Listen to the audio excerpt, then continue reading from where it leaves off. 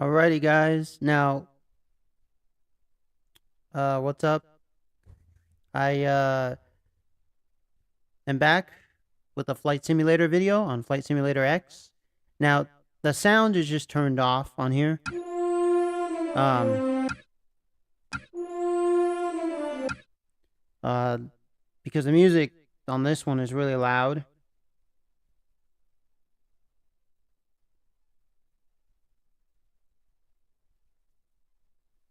But we're doing a flight today from Visalia Municipal to Tracy Municipal. It's all in California. The flight is going to be 1 hour and 6 minutes. Now, I just want to tell you something here. These flight plans, you cannot use them in real life. This is all video game stuff. So please just don't even go there. I do have Pilot to ATC, but I don't have it on. I never use it. I might even uninstall it. I don't know. But it's real Pilot to ATC. Like, it's real. And you can get in trouble with it. So don't even go screwing around with it. So this is the flight information, the nav log, and stuff like that. Now, I don't have my phone hooked up using the what's it called? I'm looking at it now. Space Deck. I don't have it hooked up for Space Deck, but in the future I will. What I actually want to do is I want to get like a separate, not a phone, but I want to get a tablet that can run Space Deck on it and use that.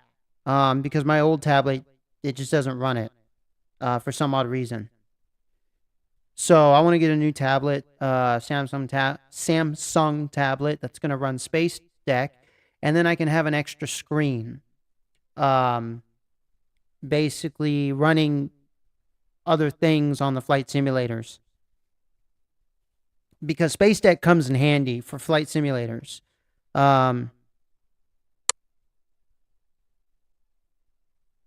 So yeah, this is the flight. And then I'm flying a Cessna C-172 SP Skyhawk. I just keep it at the original color scheme. And we're actually going to change it to day. We're going to reset. Now, before we actually do the flight, I want to show you what I mean by separate screens. Because, you know, I can talk about it, but if there's no visual, a lot of you are going to be like, huh? So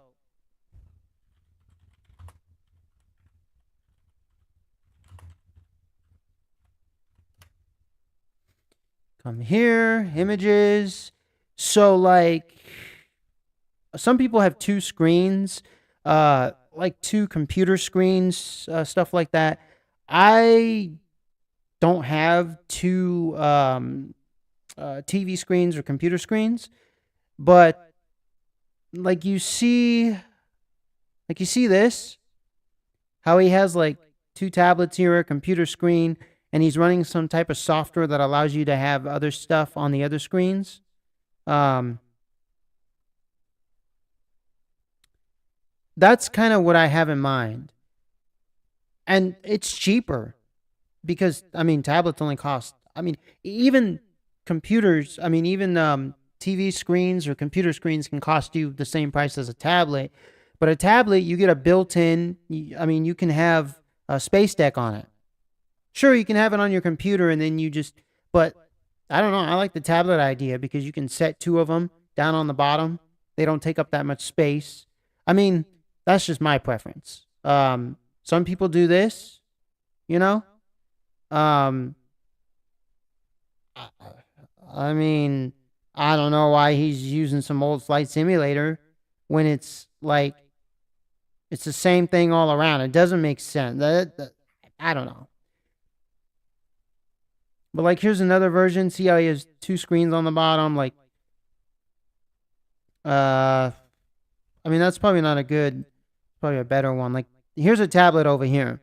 So this is what I mean. A laptop, this, tablet, whatever. You know, it's probably Looks like he's running an Xbox, whatever. He's got all the setup. So that's what I mean. Just extra screens, you know.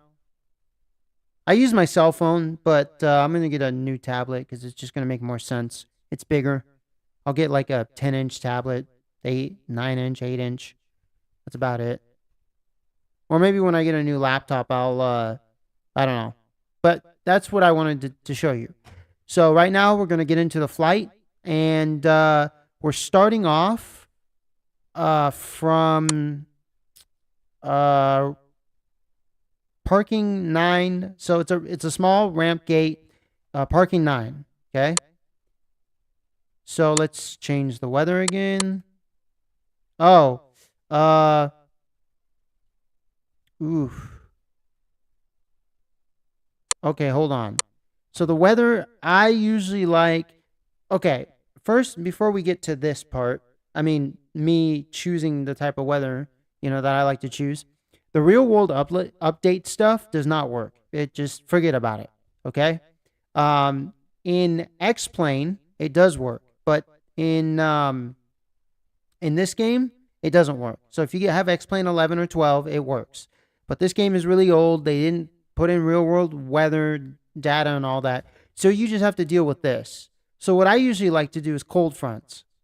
Fast moving storms to the east and west offering a flying challenge. Okay? And then we'll do like a day run, and we'll get into the game.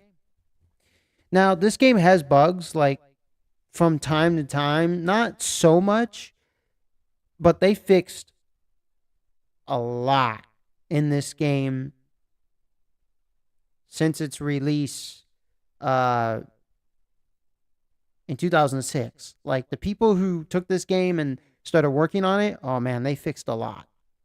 It was a big game in 2006. It was like one of the biggest flight simulators out there. Like, it was massive. X-Plane wasn't even on the map. The only other thing was like Prepared 3D. It starts like that. I need to fix the settings where my plane just starts off like this.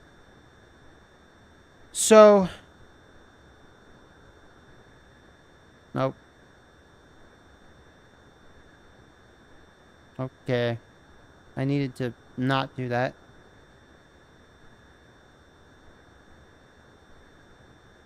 All right, we need to have it in this view.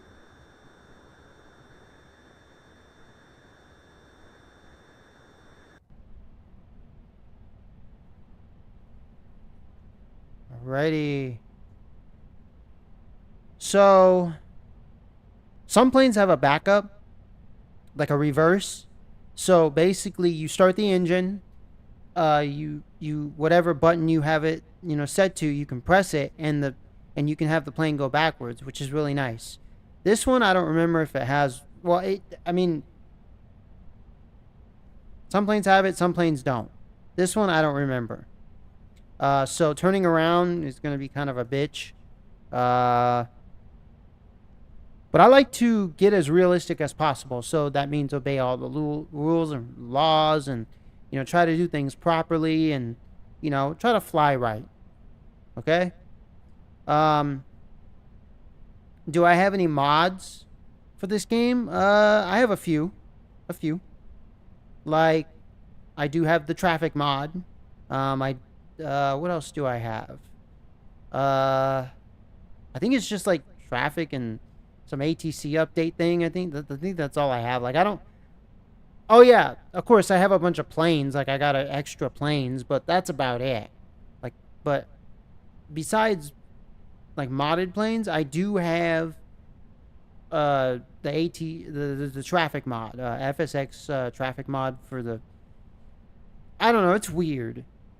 Like, I think mods are just weird for video games. Some work, some don't. It's just how the modding community works. So, what I like to do is I like to basically do a checklist.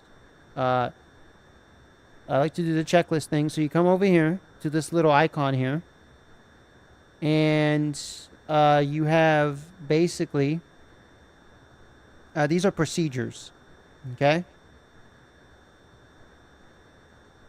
So there's a learning center about like for detailed instructions on how to fly this aircraft, see the Skyhawk SP aircraft information articles in the Learning Center. Okay.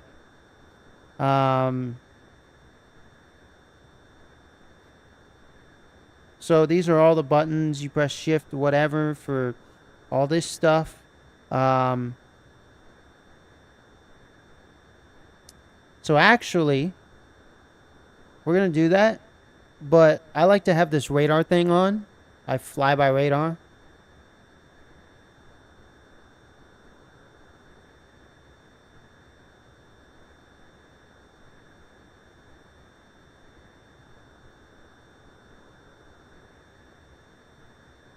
Damn it.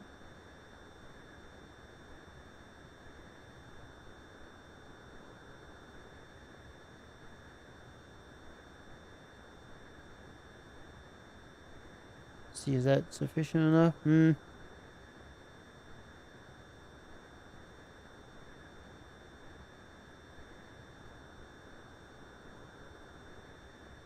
That'll be good. All right. So I have this. So on my keyboard, I use F9 through F11 to basically toggle through the views. And I usually have this view. I'll have this to get closer and check things. Now, one thing this game doesn't have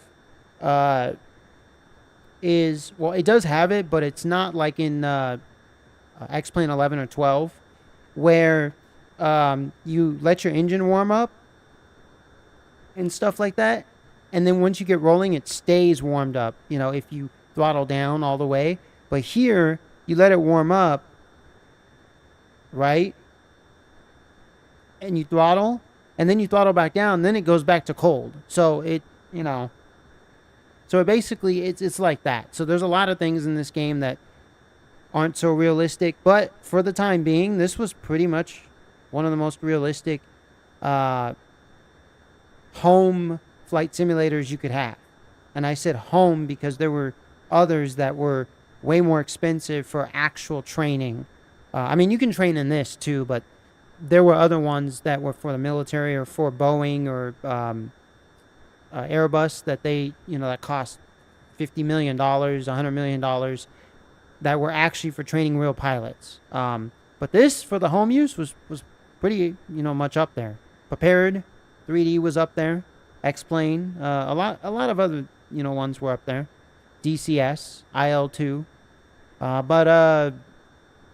So I like to come over here and I like to test my brakes. I turn everything off because we're simulating that everything's off. So, like, everything just got, you know, I just got in my plane, you know, I'm getting ready to fly. I'm doing all the good procedures, making sure that everything works correctly.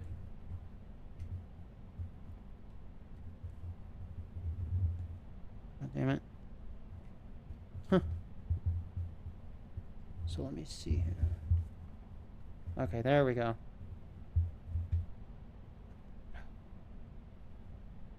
Let me get this crap out of the way. Got some stuff in the way. Alrighty. And we're vibing. We are vibing. Right?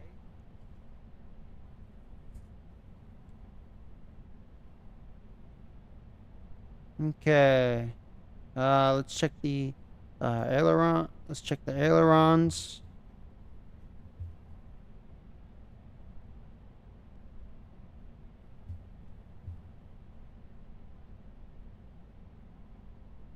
All right. So we checked. Let's make sure throttle goes up. Mixture goes up and down. Check that. All right. All right. We're going. Everything works properly.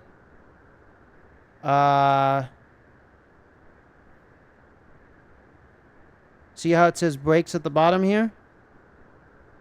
Now we want to set our parking brakes on. You can press period or whatever control you have it set to. I have it set to a control. I'm using the Thrustmaster Airbus flight controls. I don't have the full setup. I just have the joystick and the throttle set for now. I don't have the other two pieces that go with the throttle. I'm going to get those soon. All right. So for engine starting, we can press E, but I don't, like I said, the controls on the keyboard side are only for the views and a certain other thing and a few other things. The mouse controls are for a few other things, and that's about it. All right.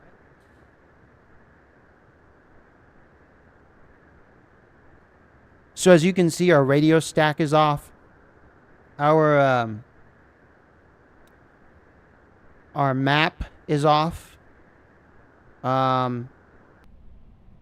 Lights are off, as you can see.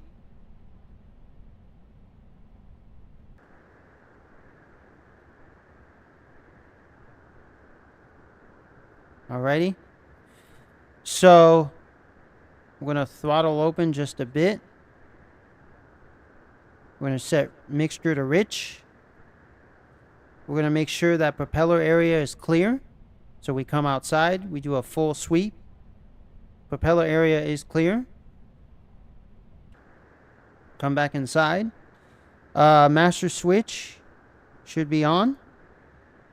Auxiliary fuel pump switch should be on. Let's find it together.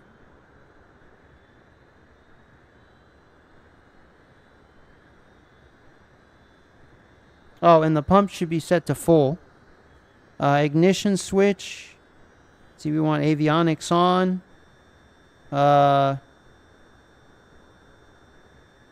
You see avionics master switch. Oil pressure check. Auxiliary fuel pump off. So, where's the auxiliary fuel pump?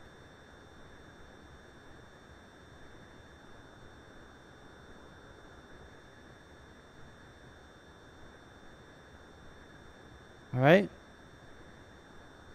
Now we're going to start it, and I have it set to the engine start control on my throttle stick. Well, not throttle stick, but my throttle side. And flaps retract until up. So basically, all flaps are up. They're not down. They're not super up. They're just at the normal setting, okay? And you can see here that they're at the normal setting. So we're going to turn on the engine.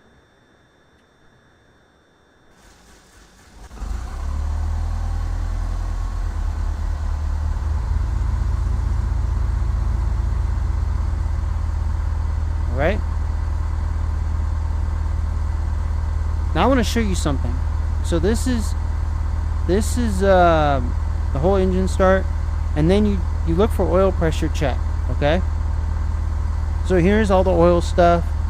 Here's all of this stuff. You know, you want to look at these.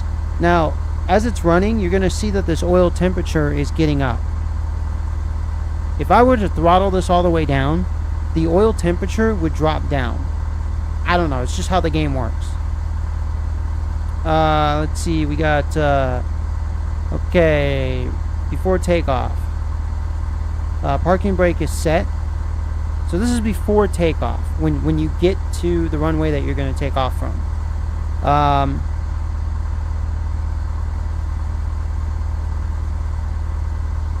You want to check your flight controls. Your mixture must be at rich. Fuel selector valve, check both.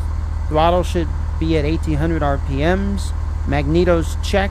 You want to do suction gauge, engine. You want to check all this stuff before takeoff. So this is before takeoff.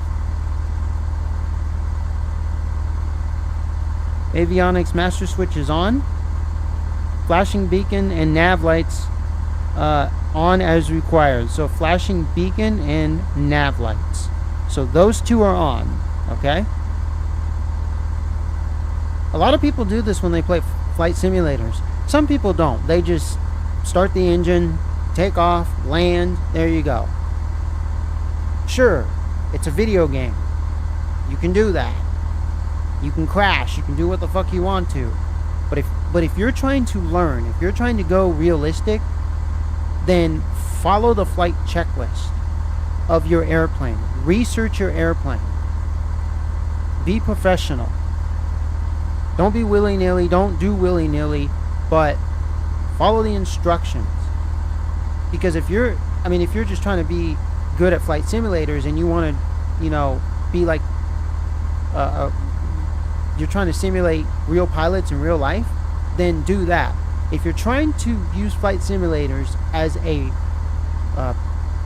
way of practicing because you're trying to become a real pilot in real life, then you definitely need to follow this stuff.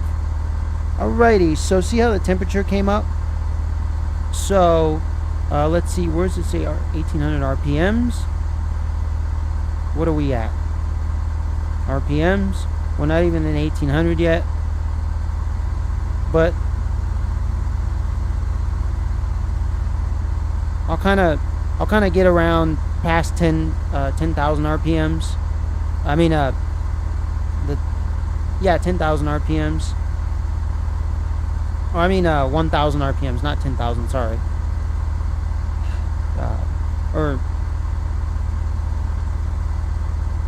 Yeah, I'll kind of get past the 10 mark for now.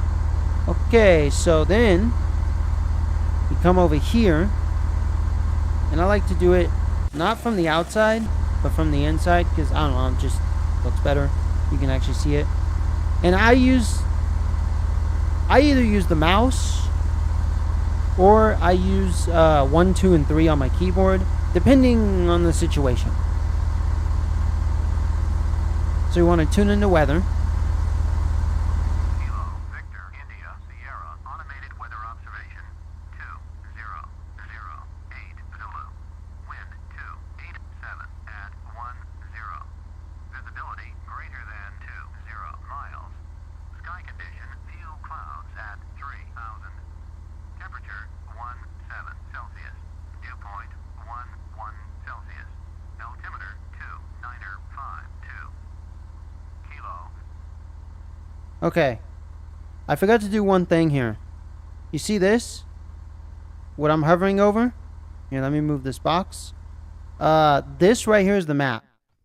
I use this sometimes to select a runway. Okay. So I use this to select my runway that I'm going to be taking off at. I'm going to be taking off from 30 going north, okay? So I still haven't figured this out. A lot of you who are pilots help me out with this, but this would be departing from the south, right? If I'm departing from 30 going north. I don't know if I'm right or wrong. If you're a pilot out there, let me know. Because there's a lot of things I don't know about flying and stuff like that. I'm still learning. I'm still researching. So I'm going to be taking off from 30. So the reason why I showed you that is because you have this up, right? And then select a runway for takeoff, right? And some airports, they tell you, some airports have like the ATC that talks to you. Some of them don't. So you still have to give your call sign and say what you're doing, because there's other aircraft in the vicinity. So I'm going to announce taxi. Kilo, Victor, India, Sierra, traffic, Cessna, Golf, Bravo, Alpha, Foxtrot, Mike is taxiing to runway 30. So there's no ATC here, but I am announcing what I'm doing. You still have to announce it. It's just part of FAA regulations. If you don't, you can actually get banned. You can lose your license. Lots of things can happen to you. Maybe even just a fine. So I announced that I'm taxiing to runway 30. So we have established where runway 30 is. So now I would just like to show you that runway 30 is over there. That is the other side of the runway going that way. And you can even tell that that's not runway 30 if you look close enough. Okay?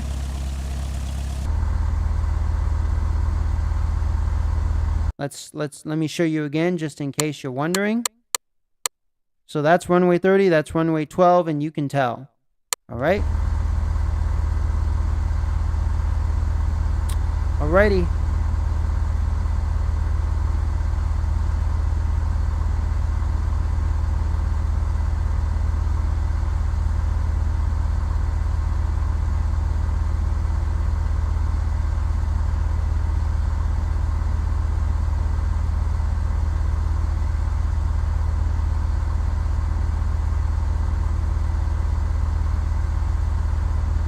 Try to follow the yellow lines because, well,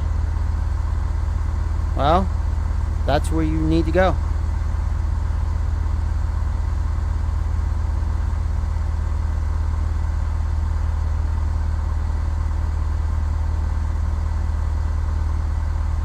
You know, the yellow lines are kind of like when you're driving on the street. You know, you stay in your own lane. You know, it's like a direction. It tells, you know, you basically follow the line to which runway you're going to.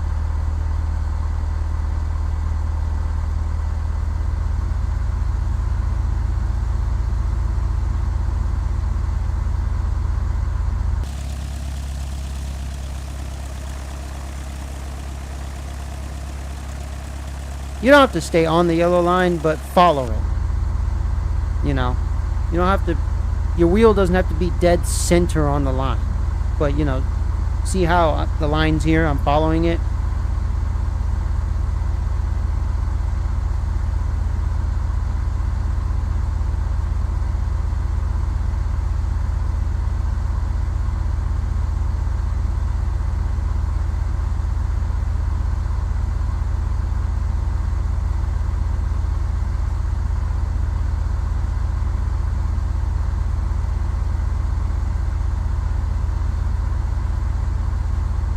Oh, that goes to that. Okay.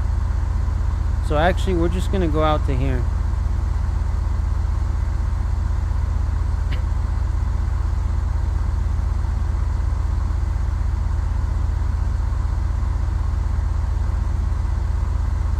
Like I said, follow the yellow line, but then, you know, you got to get to your destination.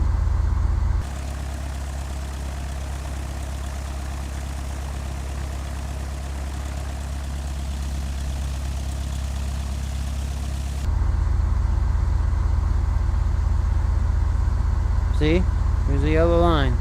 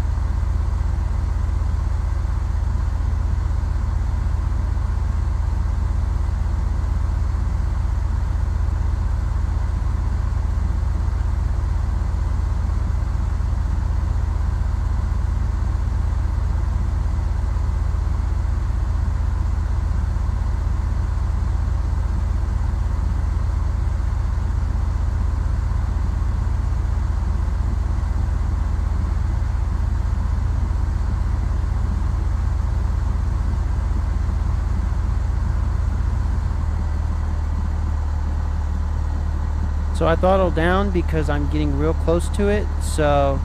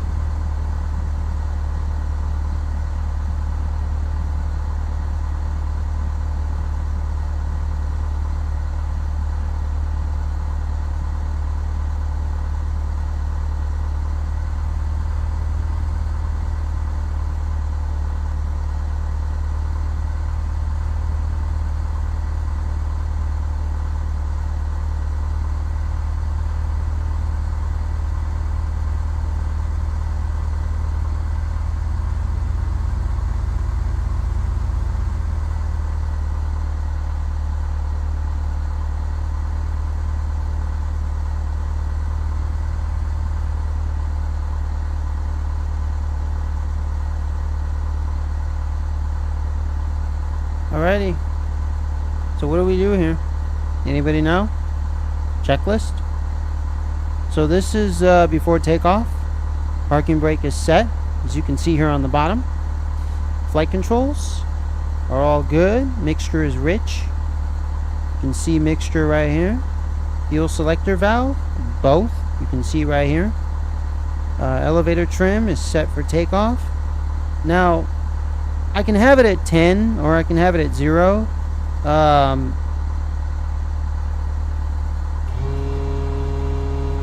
For the sake of this flight, we'll have it at 10.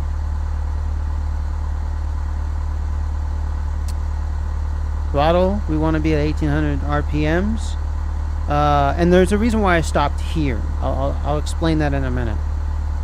Section gauge. Check all this. That's all good. See how it went down? That's because the throttle's not all the way up. I mean, the throttle's not up. I didn't push it up, you know, even an inch. So, see what I was talking about? In X-plane 11, this would be still somewhere in the middle, simulating that the engine is hot. Here, it's hot or cold depending on the throttle. So, alright, brakes release. See, wing flaps 0 to 10 degrees. See, that's what I was meaning by oh, strobe lights as desired. I'll have strobe lights on. Radios and avionics are on. Autopilot off. Wings set to take off 0 to 10 degrees. This is basically before takeoff. Brakes. Okay. So we want to be at 70 to 80 knots when we're flying. Okay.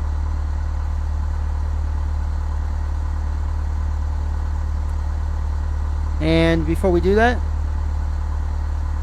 you come outside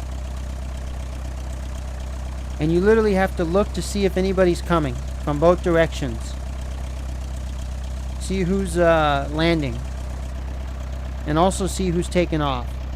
Because if you don't, you could be really screwed up. And FAA will get you for that. FAA doesn't joke around.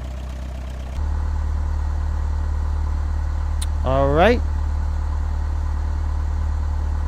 Let's announce clear of runway. Kilo Victor India Sierra traffic Cessna Golf Bravo Alpha Foxtrot Mike is clear of the runway. Oh, that was for if I'm clear of the runway. Okay. And then we're going to depart from the south. Kilo Victor India Sierra traffic Cessna Golf Bravo Alpha Foxtrot Mike taking off runway 30 south departure. So yeah, that is right. I'm departing from the south. So I'm not departing from the north. I'm departing from the south. Going north. Straight out. I don't know what that means. I'd have to look that up. Sorry for the sound. It'll come back. So it's an old game. It's whatever.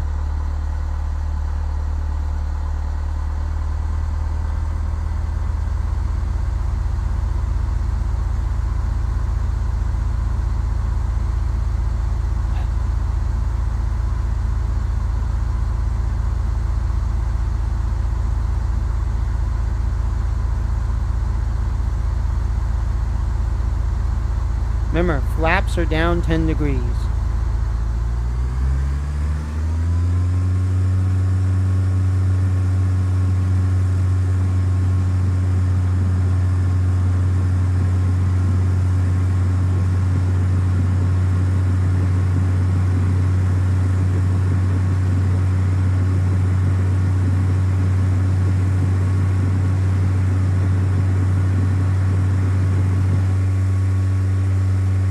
Nice. It was maybe 82 knots, but hey, nice.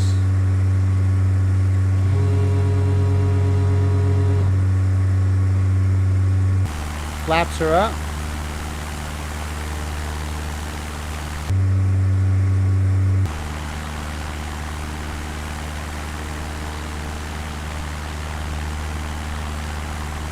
I'm trying to get it in the center.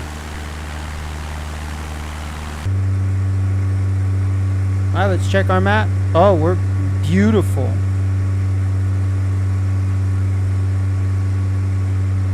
I'm gonna use autopilot soon. Remember, checklist, elevator climb, left nose, T8 knots, en route climb, we want to be around there, full open, maximum RPMs, and this is for cruising, mixture, minute, maximum, and then we'll keep it on cruising.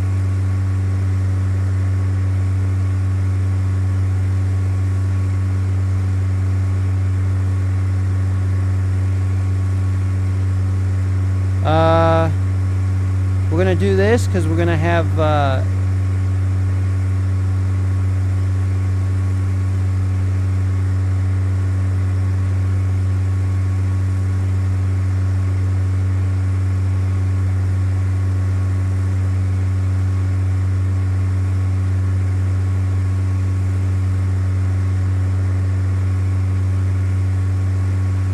sorry guys, I'm setting this up.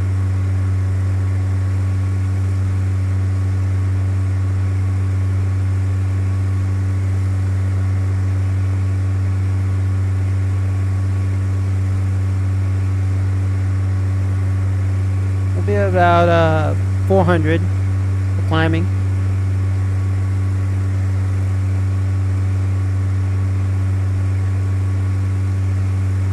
We'll have this be a little bit bigger.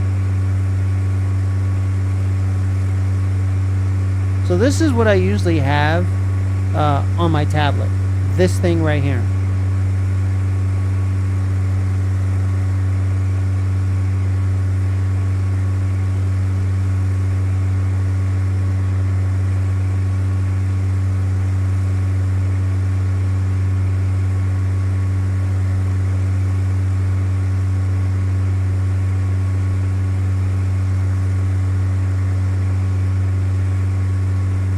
So just enjoy the flight.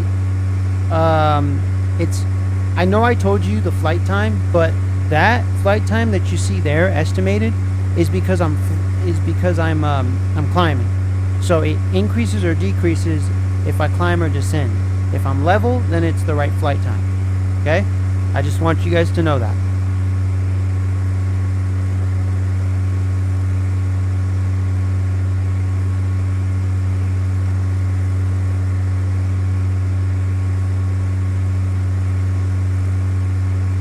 Want to be at a cruising altitude of ridge about above 3,000 feet. So here's the altimeter.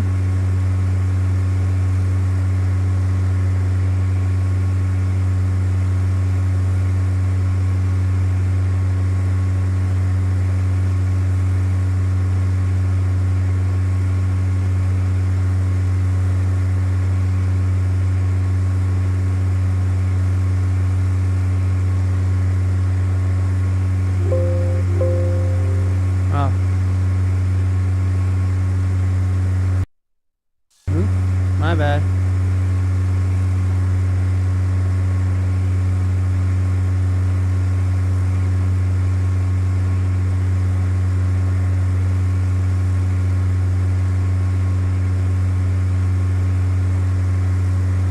I don't need this on top of here.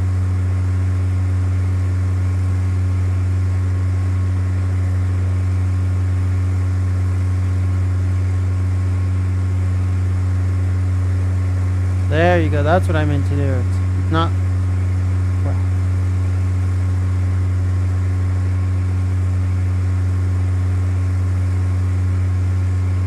There we go. So, hope you guys enjoy this flight.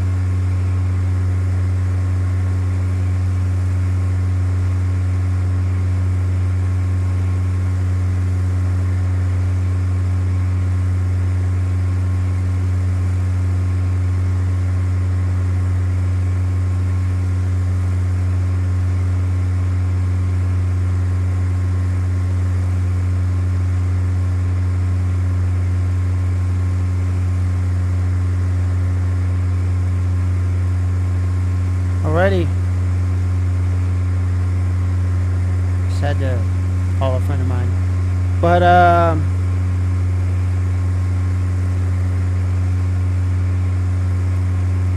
yeah.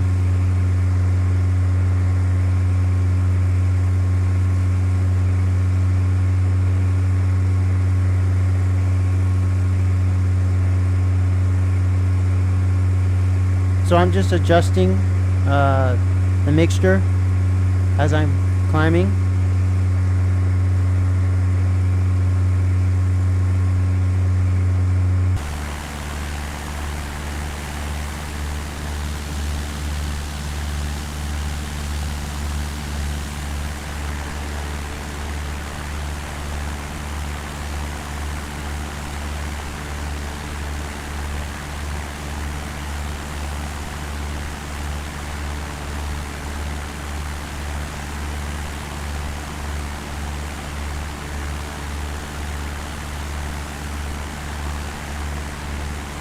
Welcome to the Central Valley, guys.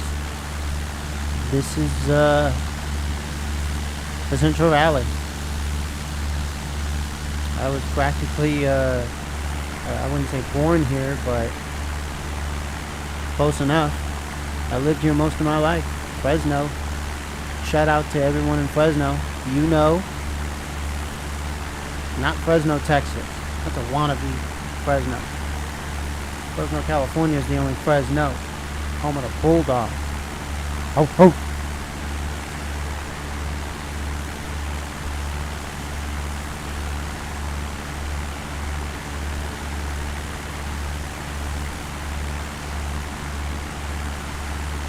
But yeah, so I take a look at the scenery. You also want to be scouring for other aircraft, because if ATC is talking to you,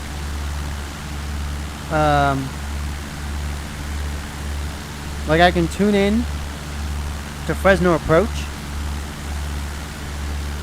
and I can do nearest airport list.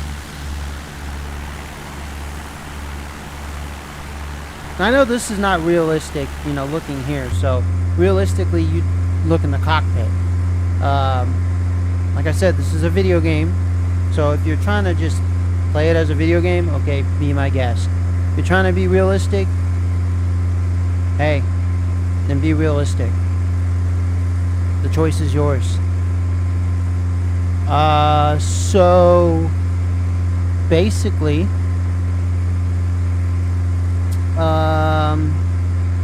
I can request a flight following, number 1. I can create or open an IFR flight plan, number 2, or nearest airport list, in case I want to land somewhere. Approach, Cessna, Golf, Bravo, Alpha, Foxtrot, Mike, is type Cessna, Skyhawk, 2 miles southeast of Charlie, Alpha 40, request flight following. Cessna, Golf, Bravo, Alpha, Foxtrot, Mike, Fresno, approach, squawk 6676. Squawk 6676, Cessna, Alpha, Foxtrot, Mike. Cessna, Alpha, Foxtrot, Mike, radar contact 2 miles southeast of Charlie, Alpha 40, 5100, altimeter 2952. Copy, Cessna, Alpha, Foxtrot, Mike. So we acknowledged all this stuff, as you can see. Okay. I'm at 5,000. I was at 5,100. So now, I think I'm gonna cruise at. Ooh, let's go this way a bit. I veered off.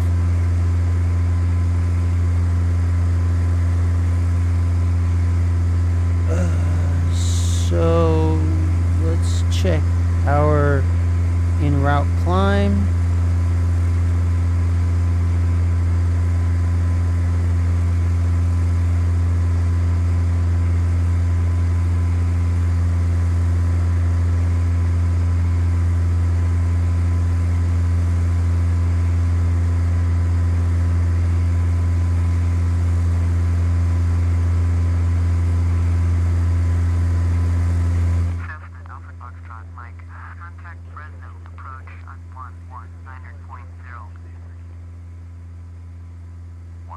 19.0. Cessna Alpha Foxtrot, Mike.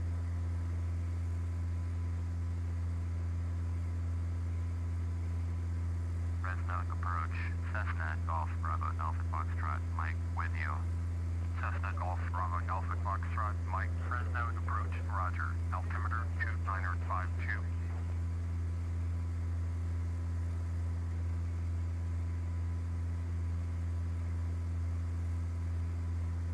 Now my altimeter setting is fucked up because of some mod that I put in here.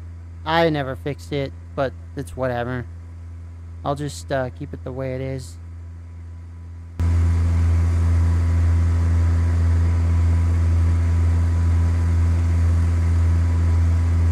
Now I can cancel this flight following, but it kind of just alerts other airports, other aircraft that I'm here.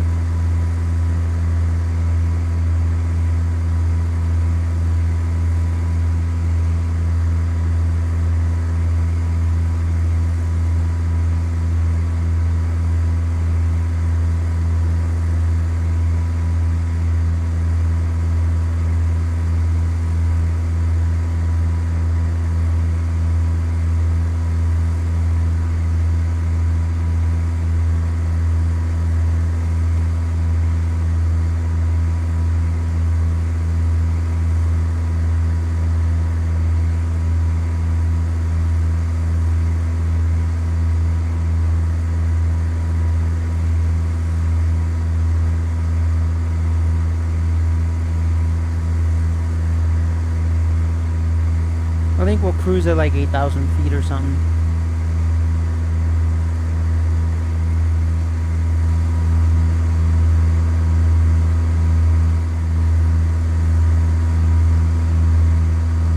Now you can't, I mean it does have full, but that is so unrealistic. So I go at least to like the human, you know, to what the human head can do.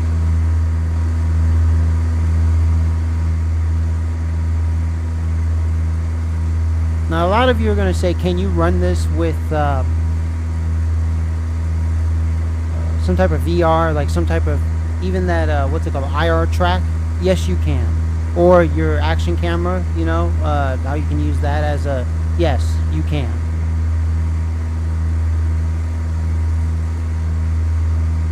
You just have to set it up properly.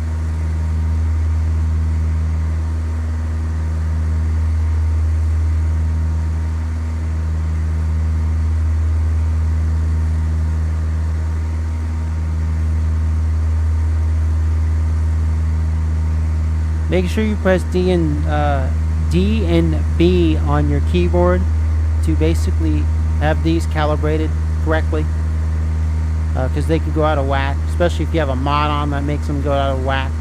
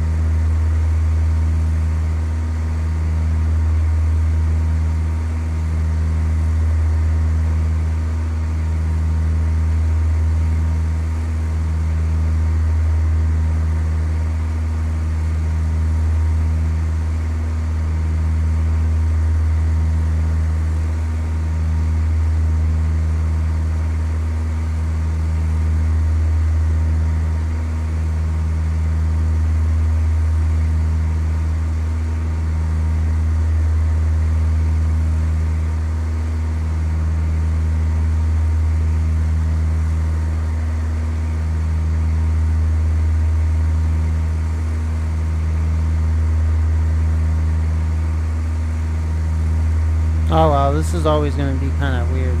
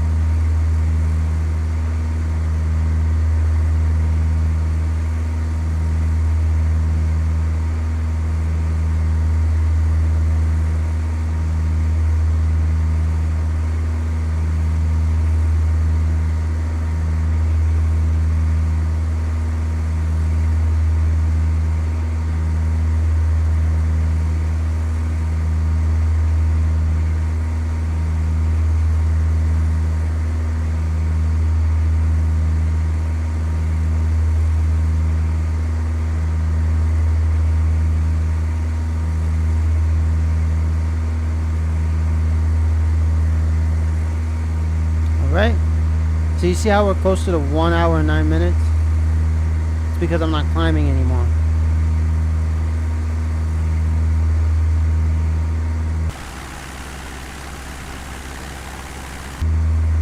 I could climb to 9,000. This plane can go pretty high. Yeah, let's go to 9,000.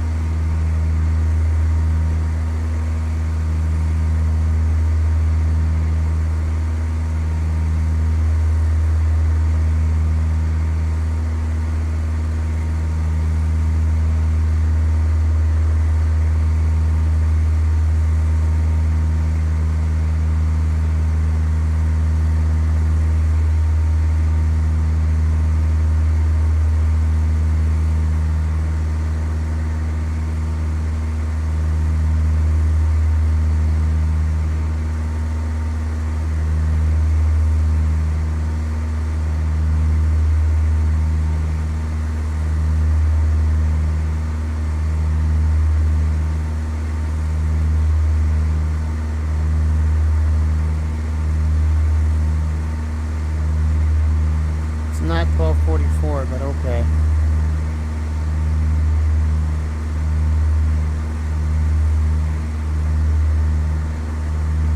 Because the time actually is real in this game, but I don't know why. Oh, maybe it's during California time. No, because no. I don't know why it's doing that. It's supposed to have the real time, but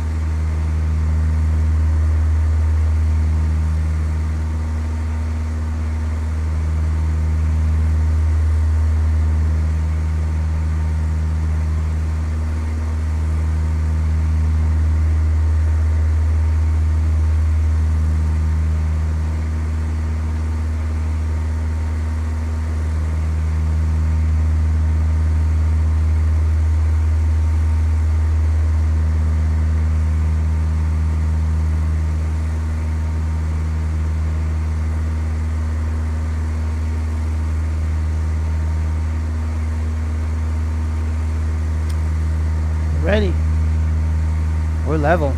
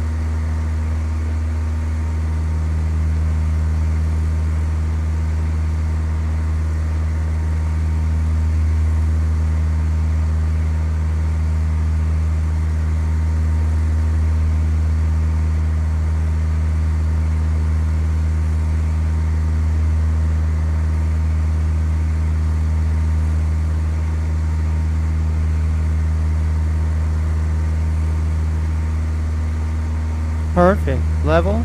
Level. I mean, this is somewhat level. Fresno approach. American 1902 is climbing through 3000 for 1000. American 1902. Fresno approach. Roger. Altimeter 2952.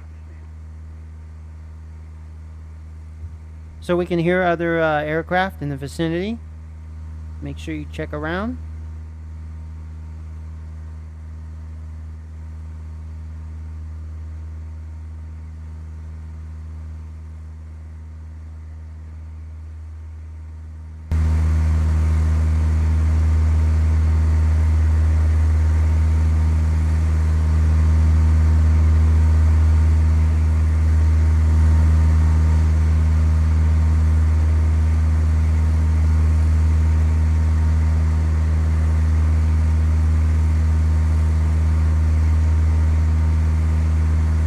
American 1902. Contact Oakland Center on 123.8. Going to 123.8. American 1902.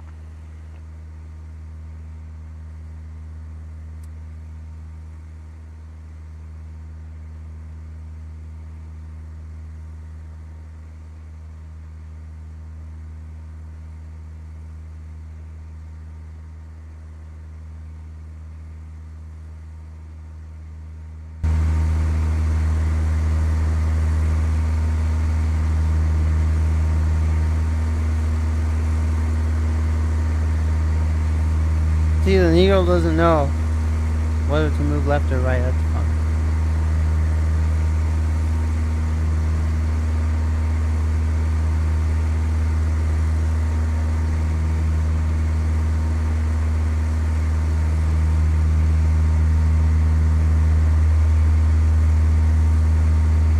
Alright. Now we're just gonna have a good flight.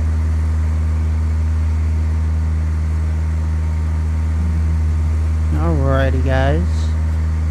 So for today's flight, we have some complimentary drinks on board the Cessna 172 Skyhawk SP edition. And we have a bag of pretzels and peanuts. So enjoy the flight. We will be there in 1 hour and 1 minute. Thank you for flying with Biohazard Candy Kid Airlines, and we hope to see you on the next flight.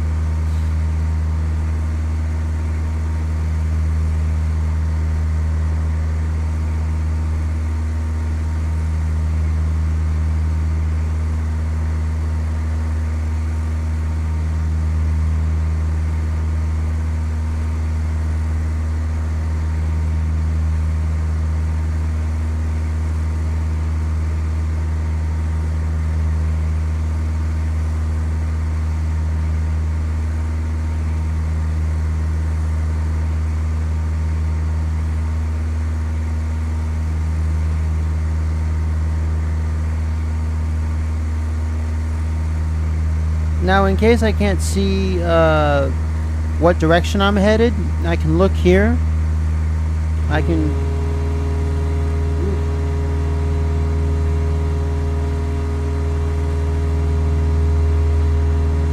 Whoops. I pressed F8. That's no good. That's not good at all. That was an accident.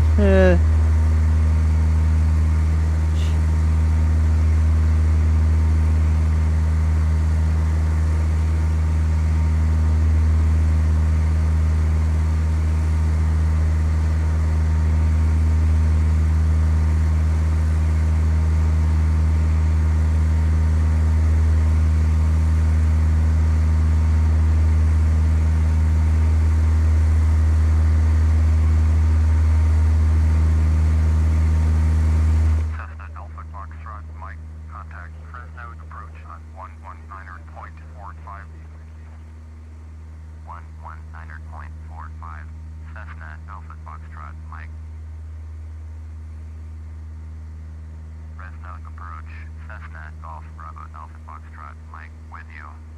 Cessna Golf Bravo Alpha Foxtrot Mike, Fresno approach, roger. Altimeter 2952.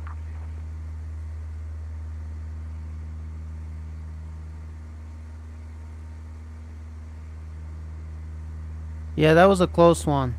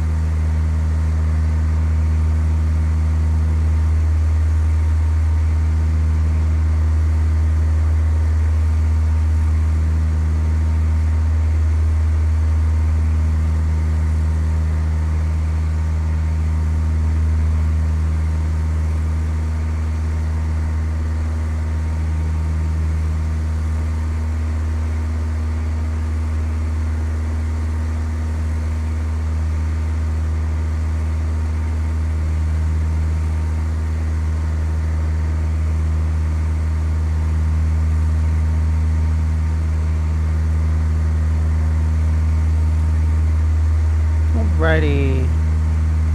So it's a bit cloudy. It's like partly cloudy skies.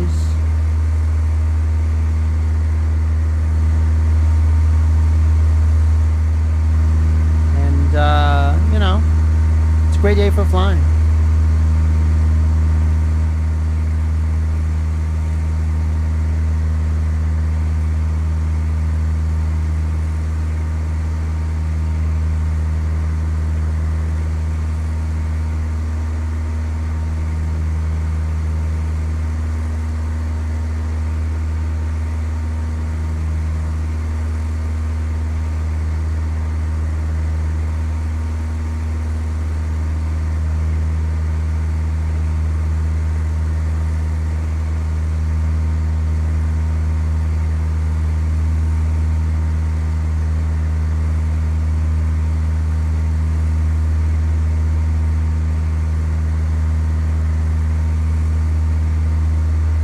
So we have 56 minutes to go. I'm going to try to upload 2 videos a day. Gaming videos.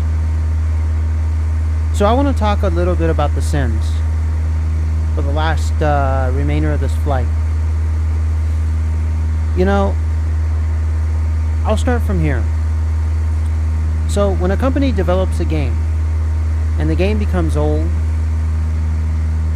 and it just, for whatever reason, you can't play it anymore, and then they re-release it, just shut the fuck up. Because, like, let's say I create a video game.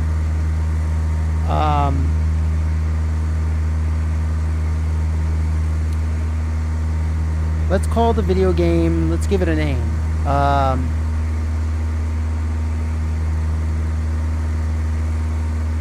Okay, so let's say the video game is called Earth or whatever, or Space. I don't know. Give it a name like. Let's say I create a video game and the name is called X. So the video game name is X, and I release it, let's say in 2010. Or let's say I release the game in the year 2000. And, you know, from 2000 to, like, 2006, the game runs. People can play it. on Windows XP, Windows Vista, you know, and then Windows 7 comes out. And Windows 7 is a new operating system, and I make it work on there. You know, you have the CD, download it from the Steam store, whatever online store, and it works, right? So let's say after Windows 7, we have Windows 8, 10, 11, 12, okay? Because 12 is being released soon, because I actually saw what's coming ahead in some website that shows all the Windows releases from the very first one to basically, I think, Windows 14 or something. It's ridiculous. But, so, let's say Windows 8, I don't do anything. I abandon, whatever. 8 and on, or 7 and on. Let's say Windows 7 and on, I abandon. So you have 7, 8, 10, and 12. I know there's Windows 9, but it never came to be. So 7, 8, 8.1, 10, and 12.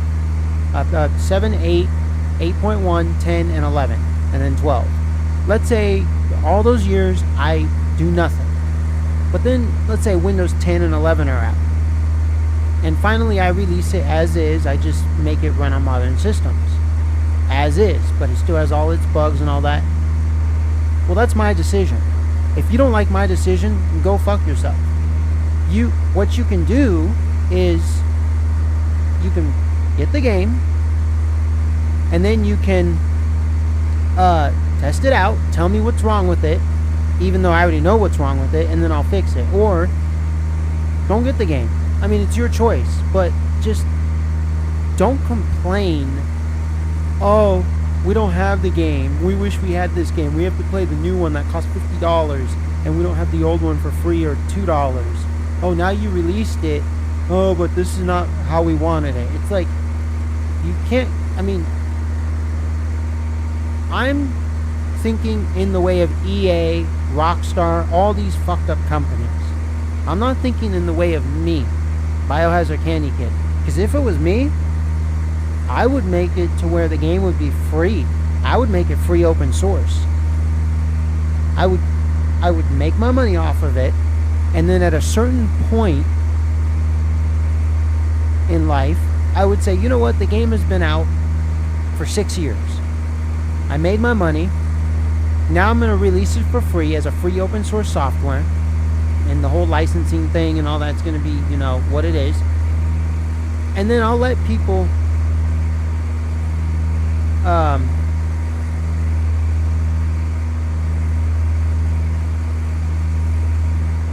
continue working on it and fixing it up and making it run on modern systems, so people don't have to go, you know, jump through hoops and different websites just to get different things to make it run.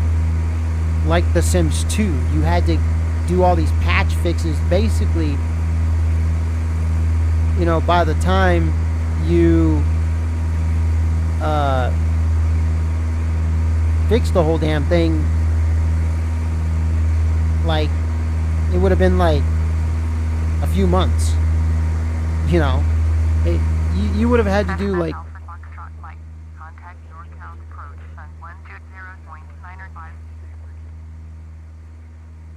going to 120.905 Cessna Alpha Foxtrot Mike. Norfolk approach, Cessna Golf Bravo Alpha Foxtrot Mike, with you, 900,000. Cessna Golf Bravo Alpha Foxtrot Mike, Norfolk approach, Roger, altimeter 2952. See, now we're in NorCal because we left Fresno. So now we're in the Northern California area. And you can see up here there's an airplane, so you got to watch out for stuff like that.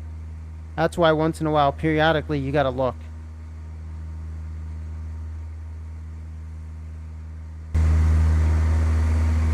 So, like, if I was the company, you know, if I created a video game X, I would just make it free open source and let the community, you know, make it run on modern systems and fix it. I'm not some greedy ass person who wants his money. I mean, I'll make new versions. Like I'll create number 4 for, like, come out with game X, then game X 2, 3, 4, 5, and the next ones will make me my money. I'll sell those at $40. $30. I'll probably do them at like $30. I think that's reasonable. And then $20 and make my money off the new ones. And then once those get to the 6-year mark or 8-year mark, I'll make those free open source. And every new one will be for sale, but the old ones, they'll be free open source. And the community will just support them. And I'll make it to where if there's online, it'll still be active. And I'll make sure that the community keeps the online going. I'll give the community all the tools they need to keep it running, to keep everything going. You see, companies, if it was my company, it'd work like that. But all other companies, they don't give a shit. They're out to make their money. They're out to, not please you. They're out to, make you unhappy and not let you get what you want or what you need. And when I say other companies, I don't mean all of them. There are some that they fucking do a phenomenal job. I mean, look at StarCraft. Well, what did they do to the original StarCraft? They kept it going. The original one, all they did was just a graphical update. They just did a UI interface update, whatever, but it still runs. You can still play it. It's great. Sure, the Age of Empires, the original one on CD, and the Age of Empires 2 with all their, 1 and 2 with their expansions, it doesn't work on Windows 10. But what did Microsoft do? What did that whole team do? They put out a new one. You can still get Age of Empires 3. I mean, there's places like GOG which preserve games. Like, you can go to GOG and you can get Empire Earth 1 and 2 with the expansions. You can get Battle Realms. You can get Serious Sam. Destroy All Humans. So there is a thriving community that keeps a lot of games going. Warzone 2100 is a classic example of a game which has aged. You can still download the original one if you have it on CD. I think it works on Windows 10 right off the CD, but you can get it for free. You can get it for free. It's free open source. See, that's the way companies should do it. Sell the game for a few years, make your money, and then have it free for, after the 5-6 year mark.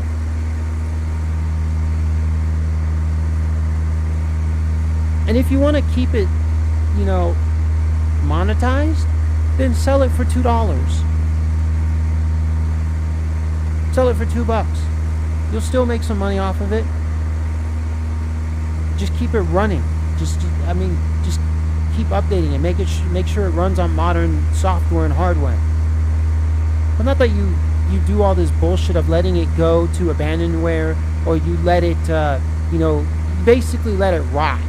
To where if we want to play it, we have to go through hoops, or we just have to get some old computer with some old operating system on it.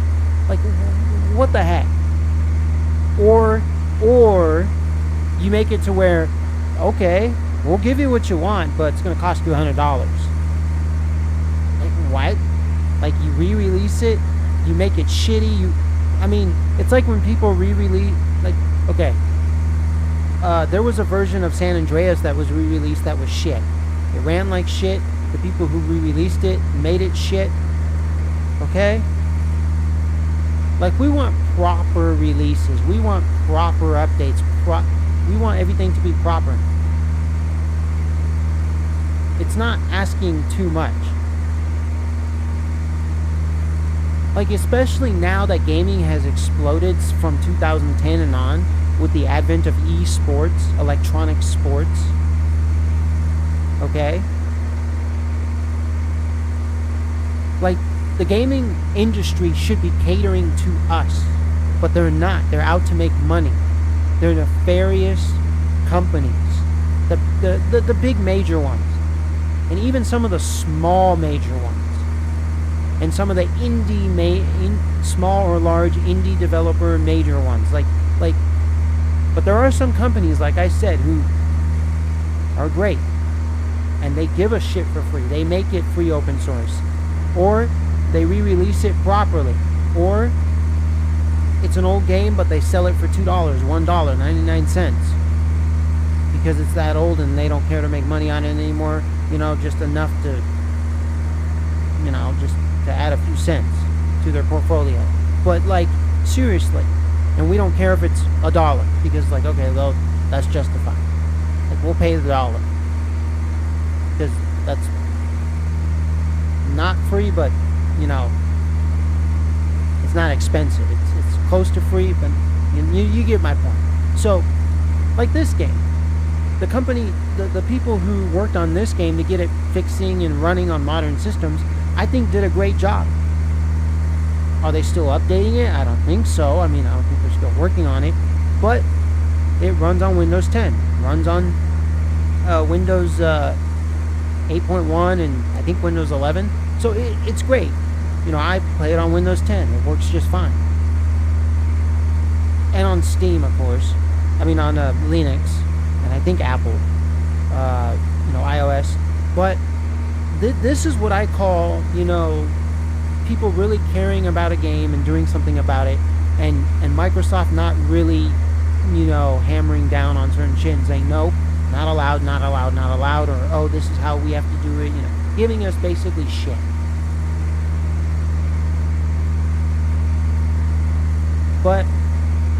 But those nefarious companies, like I said, a lot of people are talking about the Sims 1 and 2 release, which I knew they were going to release it. I knew it was going to come sooner or later. A lot of people are complaining. It's like, they gave you 1 and 2. Why are you complaining for? You wanted it. Didn't you want the Sims 1 and 2? It doesn't matter if you wanted it to be perfect or not. You wanted the Sims 1 and 2 on Windows 10, right? Well, they gave it to you. They're allowing you to download it off of Steam. Aren't you satisfied? You can download it. I'm satisfied that you can download the game. The problems? That's a whole nother story. Yes, I wish they gave us the full game without problems. I wish they made it to where it truly works on modern systems, to where it's truly upscaled, it truly has all these. Yes, I wish. Maybe down the road they'll fix that, but for the time being, we have it out. Just buy it, play it. Don't worry about the issues so much. Don't let all the comments, on the Steam store get you. Just purchase the game. Oh, don't buy the game. Oh, it's a piece of crap. It's a cash grab. Isn't everything in life a cash grab? Everyone's out to make money. Because people have to eat, people have to live, people have to pay for the the bills, the power bills, the water bills, whatever.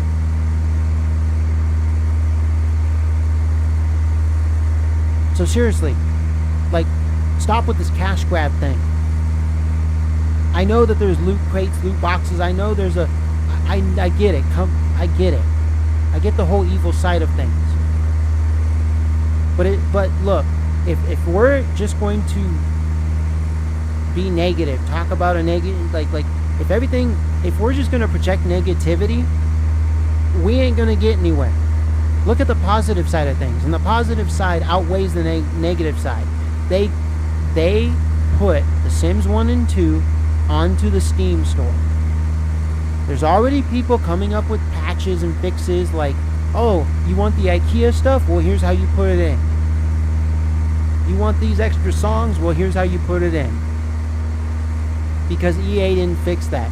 Who cares about copyright and all that? Who cares about the reasons why those aren't in there?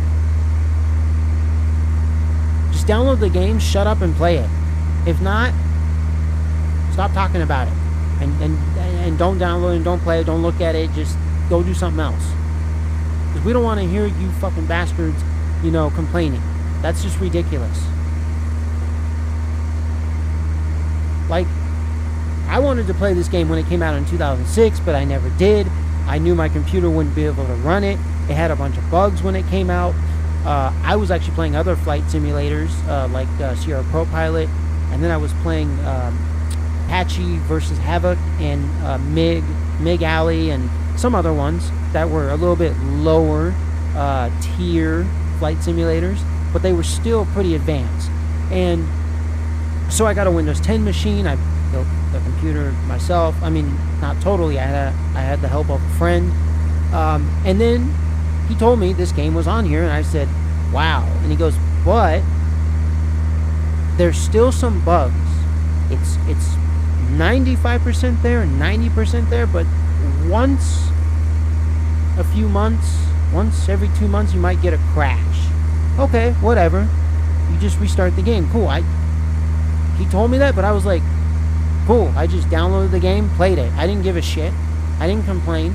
I didn't look at all the... I mean, I looked at the reviews to see what people were saying, you know, after 15 years of the game being out, you know, after so long.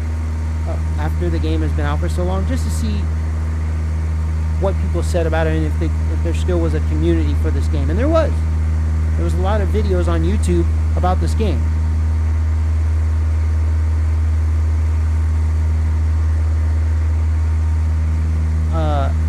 You know, people still reviewed this game. People still said this is one of the greatest flight simulators ever made. From like the 2000s onward, you know? And so I got it and I started playing it. And I was like, wow, this is pretty impressive, just as I thought back in 2006. I'm glad I got this game. Then I got X-Plane 11. I didn't know if my Sierra Pro Pilot was going to work on Windows 10. I tried it. It installed. It worked. I got other flight simulators.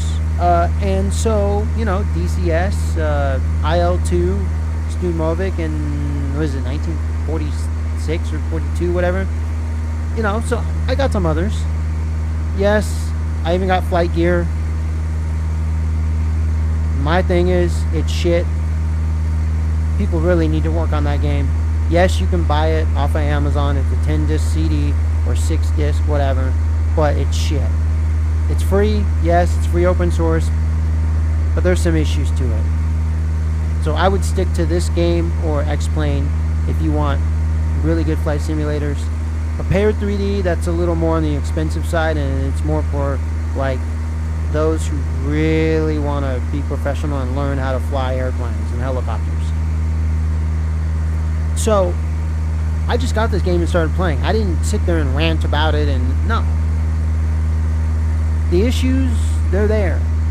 Nothing I can do about them. Like, I can't click a button and make the issue go away. The devs, the people who work on the game, they're the ones who can fix the issues. Yeah, I can talk to them and say, hey, would you mind fixing this? Would you mind getting rid of that? And then it's their choice whether they want to or not. So, yes, you can address the issues. But what I'm saying is, before you even buy the game, don't just start, like, ranting. Like, buy the game. Actually see what's wrong with it.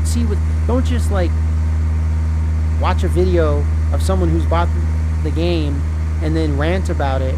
You know, don't just watch a video on someone who's already played the game and done a rant about it, and then you haven't even played it, and you're just going to start a video and rant about it, and you don't even own it.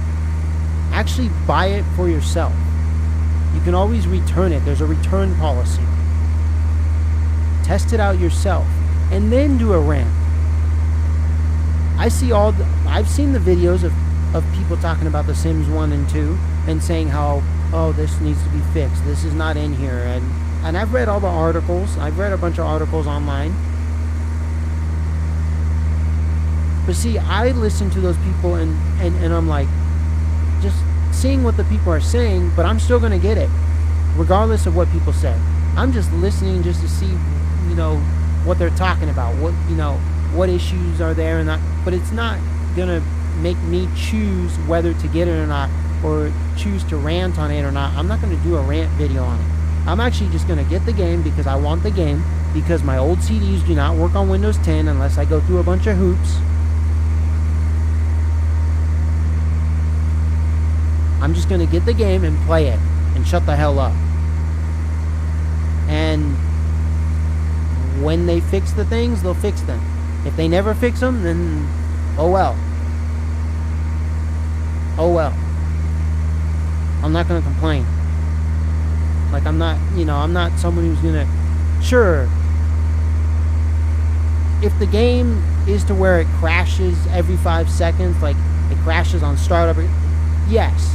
But if the game runs and like the trees flash purple, cool. Whoop-de-doo. And it crashes once every year, whoop-de-doo. That's what happens to this game. This game crashes like once in a blue moon. I'm not worried about it. Not worried about it at all. And by the way, I just installed another game on my computer. It's called 1602 AD. It's the first game in the series of games which are called Anno. A-N-N-O. Yeah, I got it from a friend of mine. He let me borrow it. And then, this was in high school. And then him and his dad let me borrow it because his dad had some old school games. And then my friend was like, you could just keep it. I was like, you sure? Bro, you let me borrow it. Like, I'm going to give it back to you. I played it. I played even the screen. He's like, no, just keep it. And I was like, okay. That's your choice. I guess I just have good friends like that,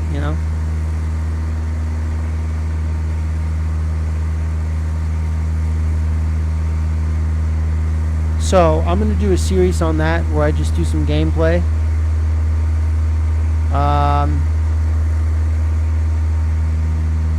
So please don't just watch some videos, read some articles, and then do a rant video based off of that. Actually play the game. Get the game yourself and then do a video about it. Because there's a lot of people that, like, I can call out a bunch of gamers on YouTube who they basically have, they do rant videos and they didn't even buy the game. They didn't even purchase it. They're just doing videos based off of articles they read and other videos they've seen of the game. From videos they've seen of the game from other people who play it, who bought it, or from articles, or from going out into stores and hearing people talk about it, or magazines, or whatever. And it's like, what the heck? You haven't even played the game.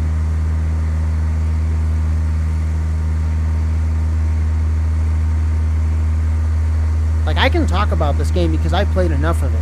I can talk about Age of Empires 2 because the Age of Kings, because I've played enough of it. I can talk about my PlayStation 3 games I own, the PlayStation 3 games I own, the PlayStation 2 games I own, because I've played enough of them since they came out.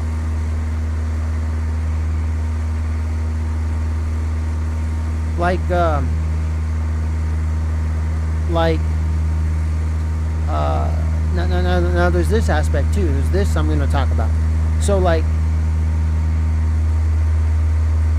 there's a lot of games I don't own. So, like, I don't own the new Call of Duty. Okay, Call of Duty 6, whatever you want to call it, or whatever it's called. But that, I don't have to play the game to talk about it because I saw where Call of Duty dipped. I saw where they fell off the cliff right after Black Ops. Yes, I bought some of them right after Black Ops. Like, I bought Black Ops 3 for PlayStation 3. I bought Advanced Warfare. But literally, I can say that Call of Duty 6 sucks because because of playing Black Ops 3 and Advanced Warfare and seeing how they really went off the deep end, I'm just like, okay, they botched the Call of Duty series. I still think Call of Duty 1, 2, and 3 are the greatest. I think that's where it ends. Black Ops, yes, it's one of the greatest just because it's like 1, 2, and 3. Like, it's... But that's... We're going to put that in a separate box.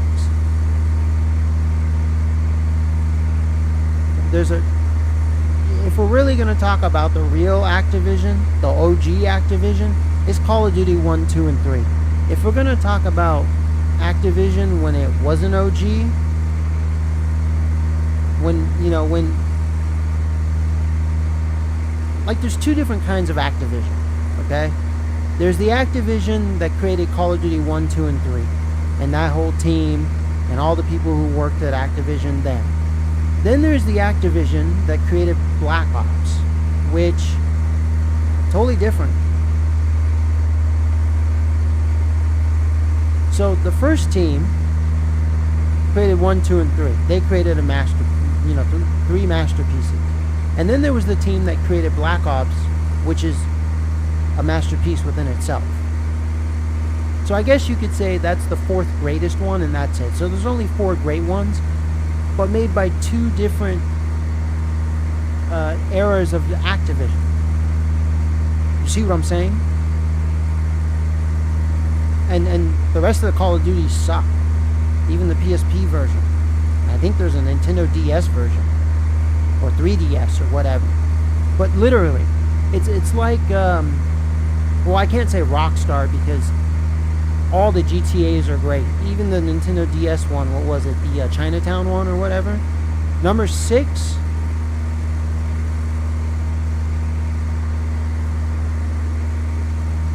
And when I say all of them are great, I mean all up until 5, like all of them, like including 5. I was going to say up until 5, but all including 5.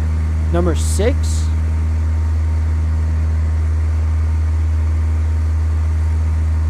I just hope it's going to be great. I hope,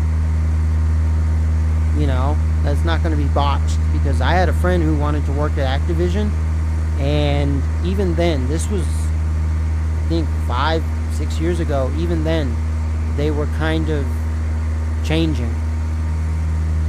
I don't want to say woke, because they weren't even going woke. They were going broke. Like, there were some things that were changing that he didn't like. And this was Activision in San Diego. I mean, not Activision, Rockstar Games. This was Rockstar Games in San Diego. I forgot which one that is, Rockstar North or Leeds or whichever one. So, basically, yeah, I'm an old school gamer. I've been playing games my whole life. So I can talk about the gaming industry. I can talk about video games. I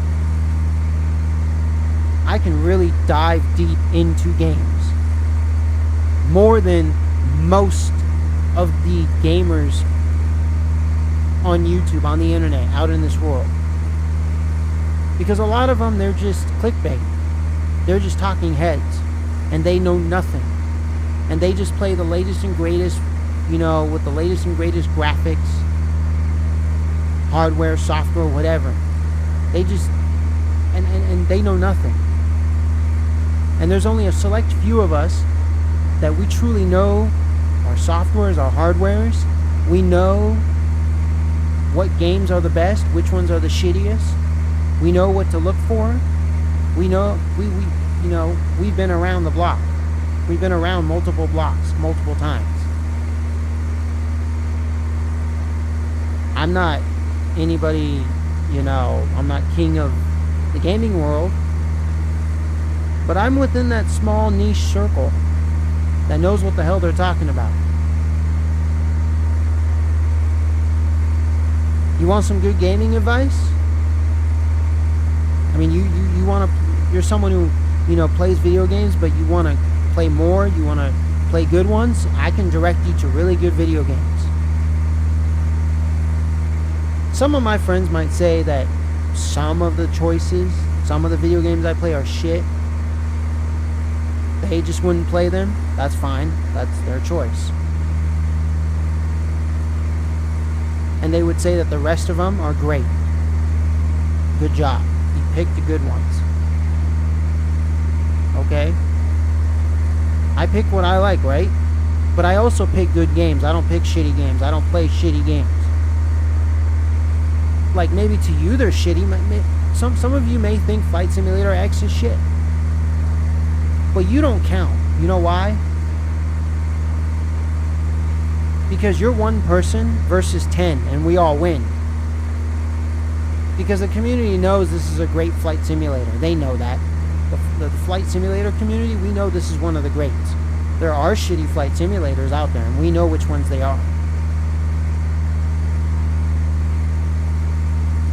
But we know this is a great one amongst the greats.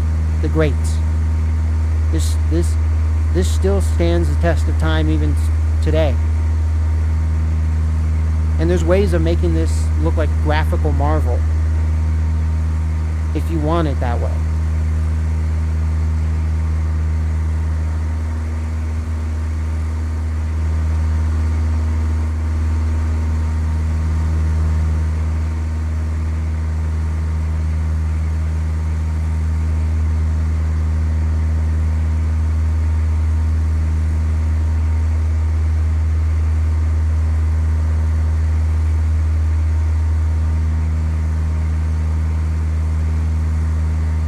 So, literally,